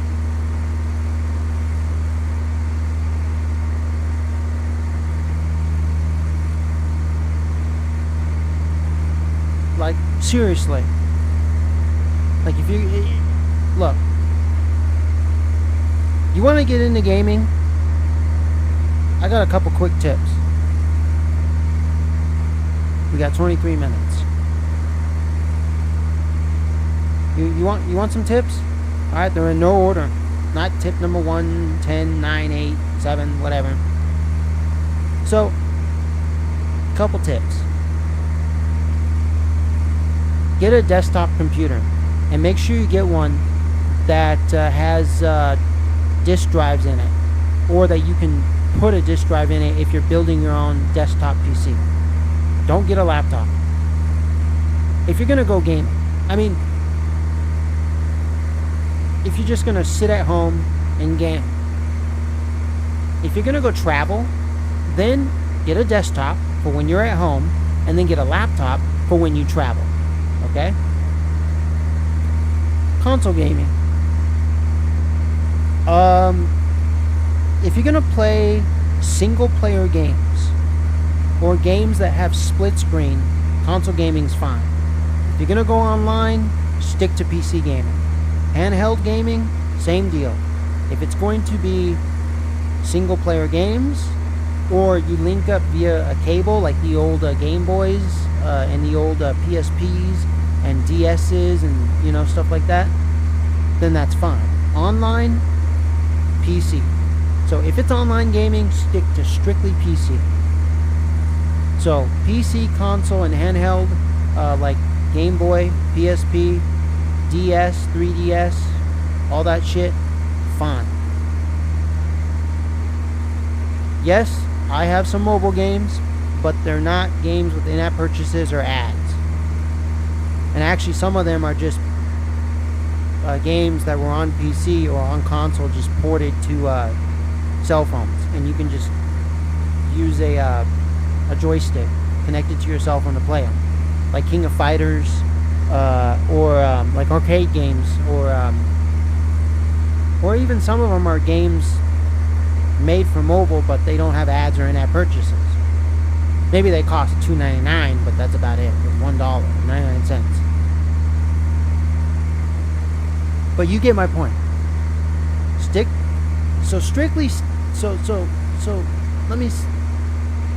me say this all over again. Console, handheld, PC. Out of all those three, stick to PC. That is the best. I know it doesn't have split screen. I know it's not a Nintendo 64, although you can emulate that stuff. You can emulate games from console, from handheld. Okay? Even though they're trying to crack down on it, still, you can do that. So, literally, stick to PC. Stick to a desktop computer. It's the best choice. Unless you're traveling, then get a laptop.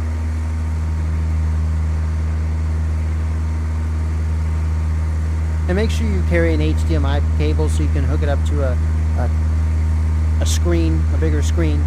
Something like 24 inches or 20 inches, whatever. Something bigger than what your laptop is. At least that's the way I look at it.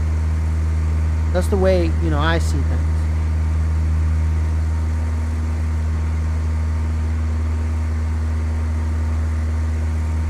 Alrighty, we're going to start descending.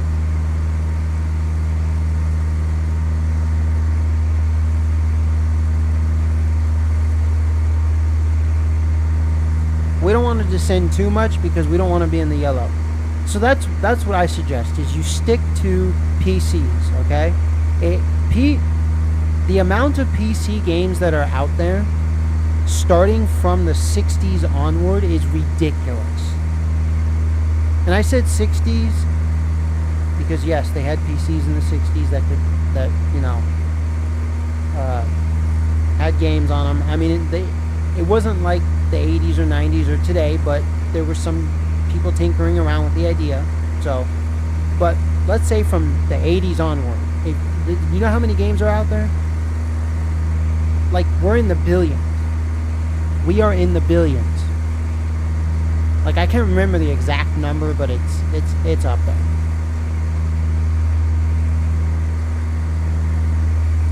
KTCY is what we want to look for. So we're going to go to nearest airport list.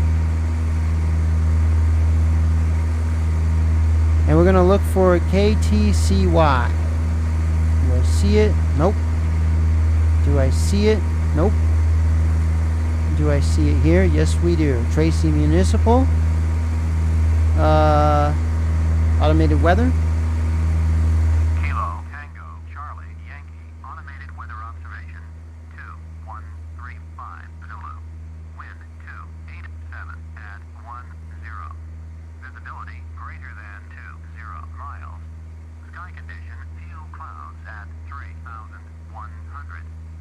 temperature 17 Celsius, dew point 12 Celsius, altimeter 2952.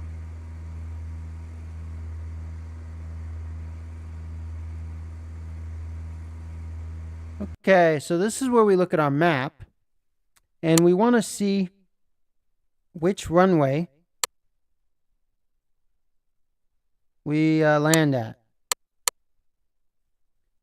And actually, we're just going to go on runway 30. Wow, look at that. Beautiful. Oh, this is sweet. Runway 30.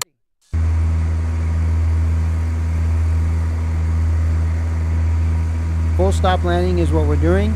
Not a touch and go. It's not a touch and go.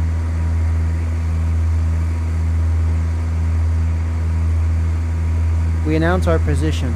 Kilo, Tango, Charlie, Yankee, traffic, Cessna, Golf, Bravo, Alpha, Foxtrot, Mike is 25 miles southeast, 8,400, inbound to land, runway 30. Now, this one doesn't have an ATC, but you still have to announce. Man, see how we're borderline? So, we're kind of going fast. We're going to go down to at least 3,000 to 2,000 feet, so maybe 2,500 feet. I can have one of the flaps up, like I can have it 10 degrees, but because we're at cruising, but now we're at descent. So adjust for smooth operation, rich or idle power.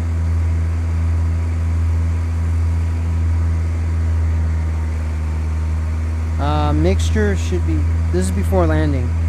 Fuel selector valve both. Mixture, yeah, so power as desired. So I want power full for now. See, actually will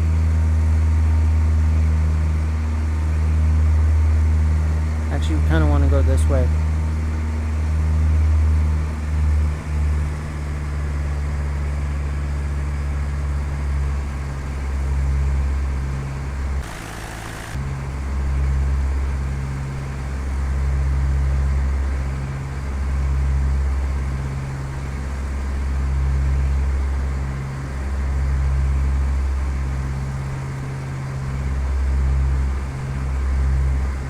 Alrighty. So we are descending, not condescending. So as you can see, there's an airport right there, to the left of me, and if we look on the map, yep, that's it. And there should be another one coming up. And I can even have this this view.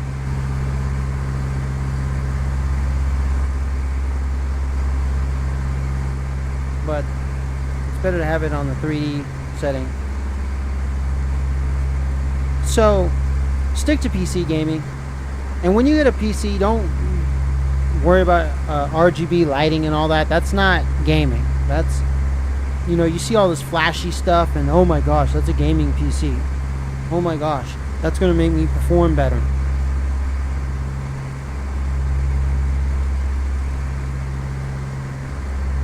My computer doesn't have any RGB on it. I mean, the only thing that's RGB is my keyboard, but it's not even activated, and it's just a blue light.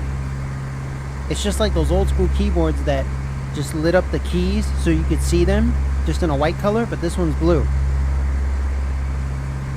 So, like, I have some old speakers, like monitor speakers. I have an old audio interface. My shit is not, you know, like you see what I have, and I'm not freaking, you know, I don't have top of the line shit. I don't, you know, like you see all these, you know, tech YouTubers, talk about gaming or electronics or stuff like that, and they do reviews or they show all this stuff that's just like bonkers. I don't have all that shit. Like, I could care less. I'm like those tech YouTubers who are low profile, who are like gaming on a budget. Let's see if we could play all these games on a piece of shit, on a potato, like, but they know what they're talking about, and they're not flashy. Nobody, like, you know, they get a lot of views, people watch them, but they're nothing special. They're you know, because they don't, like, they're not flashy. They're not, you know, they don't put all this pizzazz into it, like, you know, oh, look at this, like, you know, it's like the guy, you know, like, there's people who just take a bunch of old, you know, I wouldn't say old, well, they take a bunch of these, like, cheap Dells, and then, you know, that you find at libraries or schools, and they have Windows 10 on them, but they're very basic, and they just do one upgrade, like a graphical upgrade, you know, upgrade the graphics card, or put one in, and then they're able to run all these old school games that don't require much from the PC. The requirements are like shit.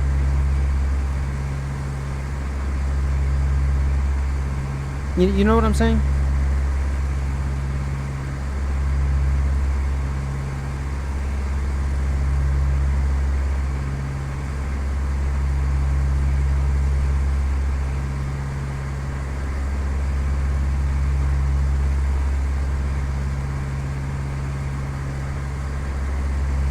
Like, seriously. My goal was to have a Windows 10 machine that cost even less than $700 that could play things even 2015 and up. And I achieved the goal. I mean, okay, the amount didn't come out to less than $700, but I still call this a $600 PC. Like, it, you know, think of a gaming rig for $600 and it's able to play even things, you know, 2015 and up. Like, you can play things old school, new school. Even games that you think it wouldn't run, like, oh, it's not going to be able to run No Man's Sky. Oh, but it runs it. Oh, it's not going to be able to run, you know, this game because no, it runs it just fine, even in ultra settings. As a matter of fact, a buddy of mine, as I was building this computer, like, as I was, you know, getting ready, I had the tower already. My buddy gave it to me for free. There was a game that he was playing, that he still plays, called Arma 3. And I like that game. He let me try it out. So he was like, well, let's see if we can build your computer around Arma 3. So we got the CPU, the motherboard, the graphics card. We got all this stuff to basically work with Arma 3. We basically built around Arma 3. Not like solely around it, but I basically got components so that Arma 3 would run smoothly, so I wouldn't have any issues.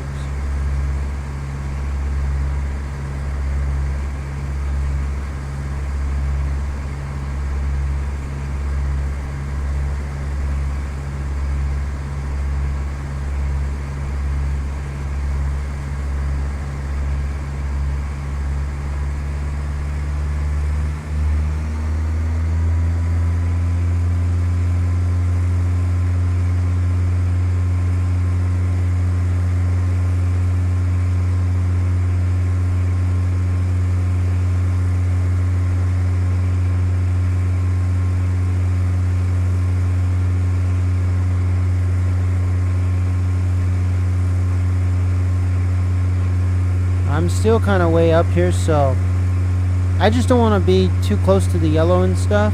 So I'm going to be descending, like,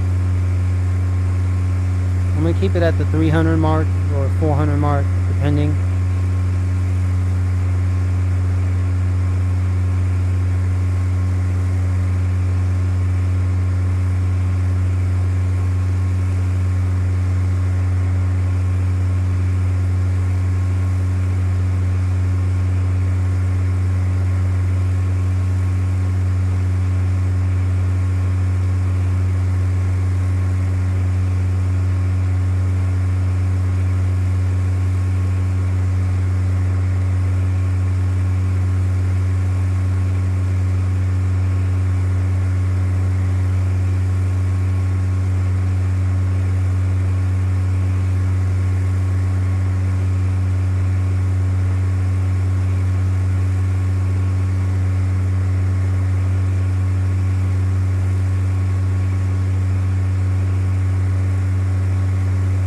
You can see it off in the distance here.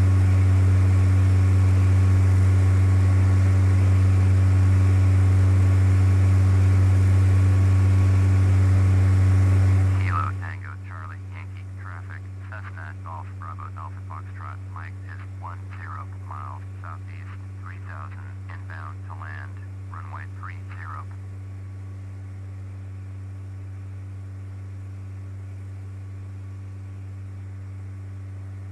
Alrighty, let's get down to like 2,000.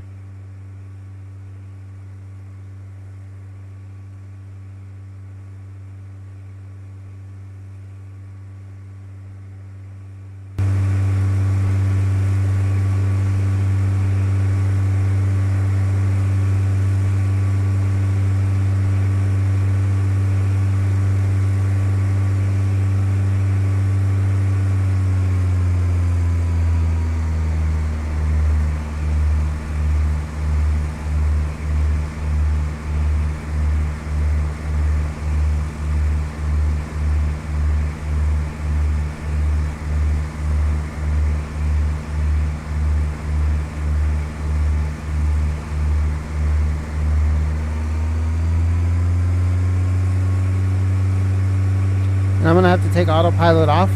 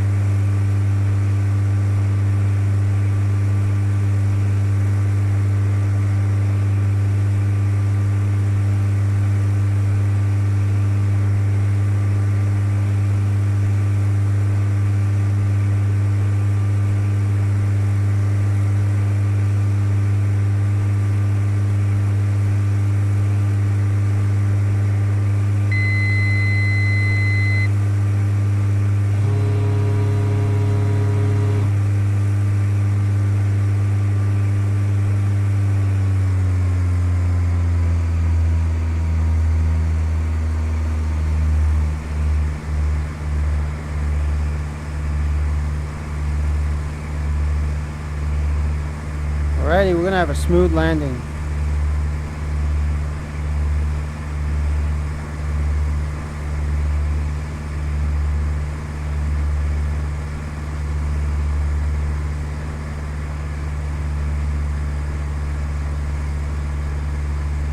What, 100 knots?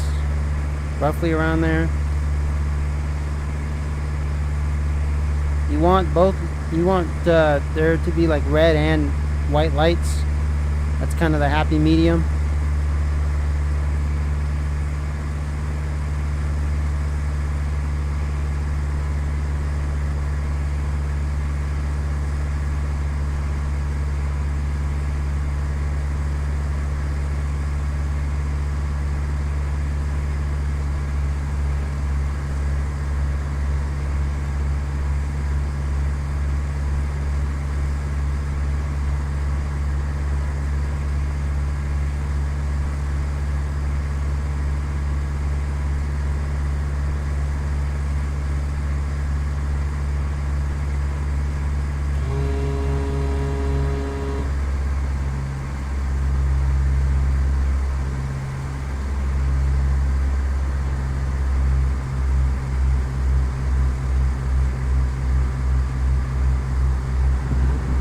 Nice.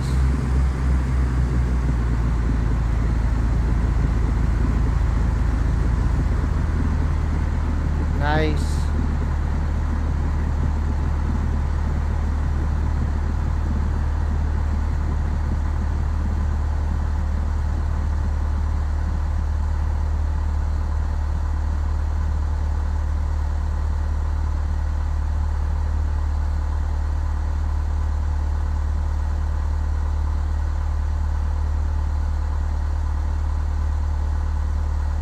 Kilo Tango Charlie Yankee traffic. Cessna Golf Bravo Alpha Foxtrot Mike is clear of the runway.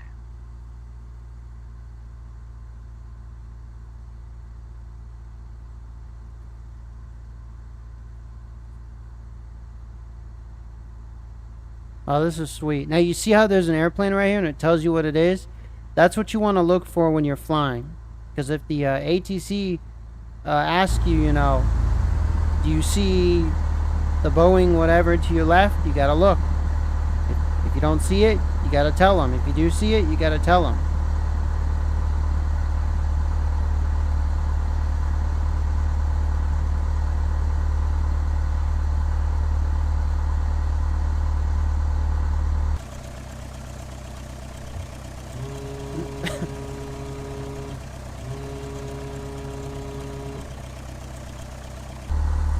I know we forgot the checklist, but before landing you gotta have these, and then you want to be at 65, 75 per this. That's what I was at.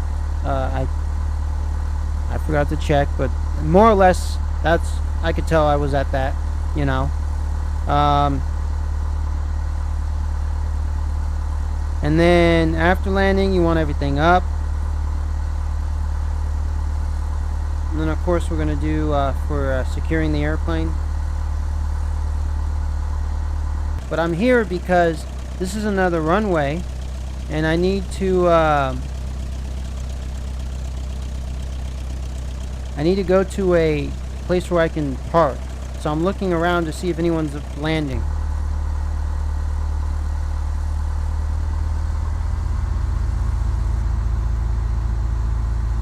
You always check your surroundings. You never know.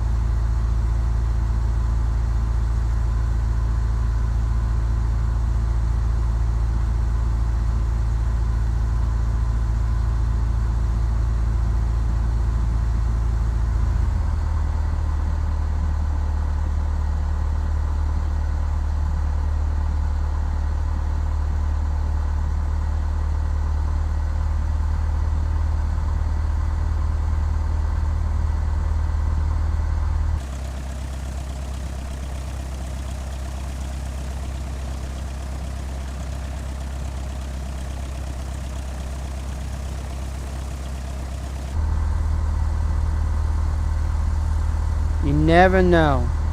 So always check your surroundings.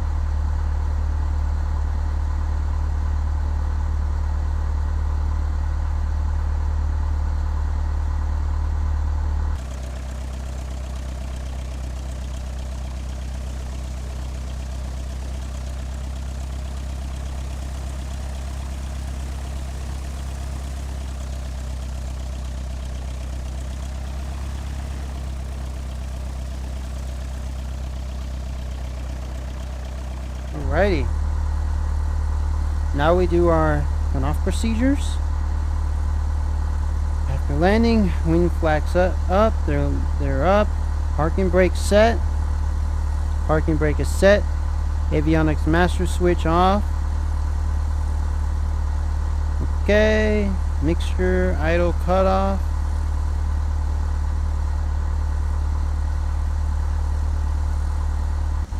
Ignition switch off. Master switch off. Fuel selector valve left or right to prevent cross firing.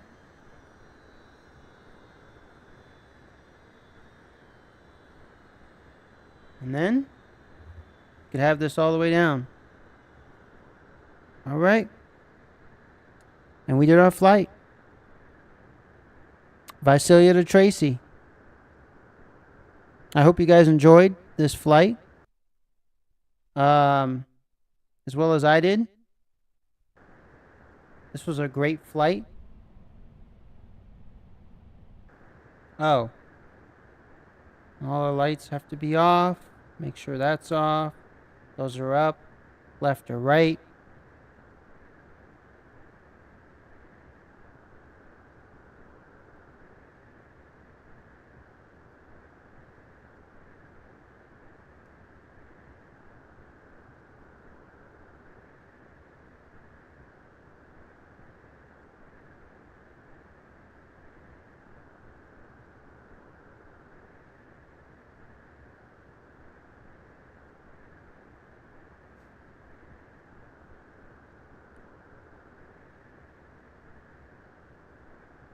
And we're good.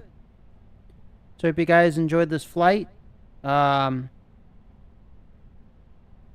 know, look at a little bobblehead moving left and right. This is Flight Simulator X. Give me any new flight simulators that do that.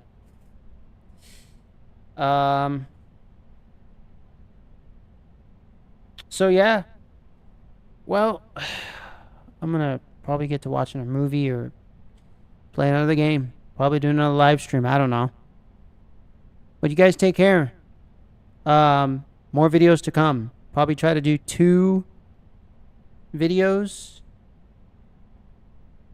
per day or something. Every other day. I don't know.